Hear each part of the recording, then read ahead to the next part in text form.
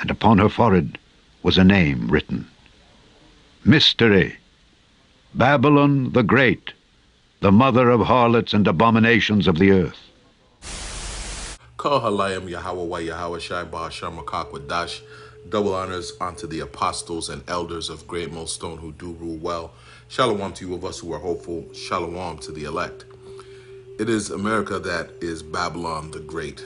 Great why? Well, for a number of reasons. One being, it is the greatest corporation on the planet Earth, the core that every other nation is in bed with.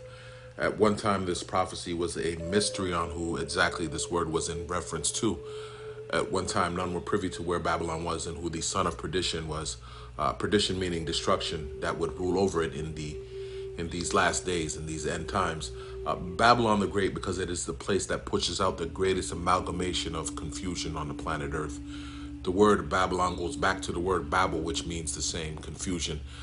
Great because it is a place that pushes out the greatest atrocities against man and mankind on a whole.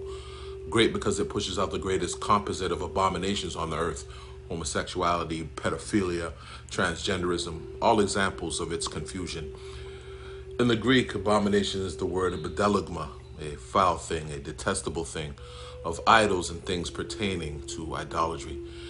Babylon is the great mother of harlots because she allows any and every nation to partake of her freely. Here you can practice and worship any form of wickedness that tickles your fancy. Any perverse fixation can be carried out openly in her kingdom. This is why you have a Statue of Liberty. This is why there is a woman's liberation movement. Make sense now? And upon her forehead was a name written. A harlot's forehead speaks to one that plays the spiritual whore, bowing to idols, which we know pertains to spiritual adultery and fornication. Idolatry, the conjuring of seducing spirits, the practice of witchcraft. Here they tell you to trust in witches, reverence warlocks, seek after ghouls, ghosts, and goblins in the need of an answer, and pray to statues and figurines for safety that neither see nor hear. Here the law of the land is to trust in financial gain and place stock in material things, in an economic system built off of debt currency backed by imaginary numbers on a screen. How's that for a magic trick? Speaking of numbers, in the Hebrew version of this verse, the Hebrew characters have a numerical value that adds up to 666. That is the number of the beast. America and Esau, the devil, the so-called white establishment and his new world order, so you can understand. Written of in the book of Revelation, the 13th chapter. Bill Gates and his patent 060606, which rewards physical activity, i.e. the same slavery, captivity, and bondage Babylon the Great, aka spiritual Sodom in Egypt, is known for, with cryptocurrency, a byproduct of the digital economic system that is the precursor to the RFID, micro CHI to the P. Jared Kushner's purchase of the 666 building, IBM 666, the UPC barcode, all examples of the signature of the whore and the beast, which are interchangeable in prophecy. The truth is, the statue was designed and created by French Freemasons, one of the many human institutions that have kept alive the ancient Babylonian teachings, symbols, and false deity worship. The work on Liberty's pedestal construction began in August 1884, following the laying of the cornerstone by Masons of the Grand Lodge of New York in a traditional Masonic ritual. Liberty in English is Libertas in Latin, which is the name of the ancient Roman goddess of freedom, but not just any old freedom, sexual freedom. And she was the matron god of sacred prostitution and war. After all, famed Roman Senator Sirio called Libertas the mother of harlots. The deeper truth is, Libertas is an offshoot of a goddess that came before her.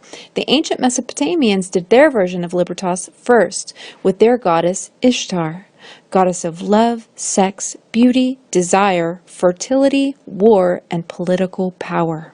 There's a famous French painting called Liberty Leading the People from 1830. It's a depiction of a half-naked and barefoot woman brandishing a bayonet musket while stepping over strewn, bloody, dead bodies. This image of the French Libertas, or Liberty, is a much more honest personification of Goddess Libertas' true symbolic roots than our Liberty.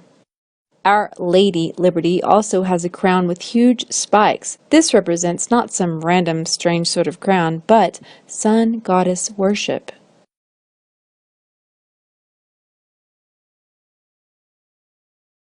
The fact is, the goddess Ishtar took on many different names in different cultures throughout history, including Isis, Diana, Aphrodite, Venus, Ashtoreth. Along with goddess worship, of course, there were gods too from all these different cultures, from Zeus, Ra, Hermes, Poseidon, Odin, Baal, Moloch, Saturn, and on and on and on. But if you take it back to the very beginning, you'll find the original culprits who like to act like Madonna did at the beginning of this video. They wanted to be worshipped as god and goddess to a whole new level. Here's the part you won't hear in school or even ancient history class.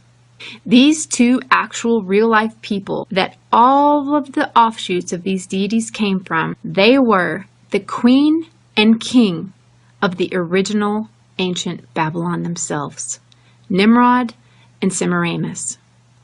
And that Queen Semiramis, the queen of harlots, the one to whom many sacred sexual orgies were performed, my friends, is who our Statue of Liberty was modeled from.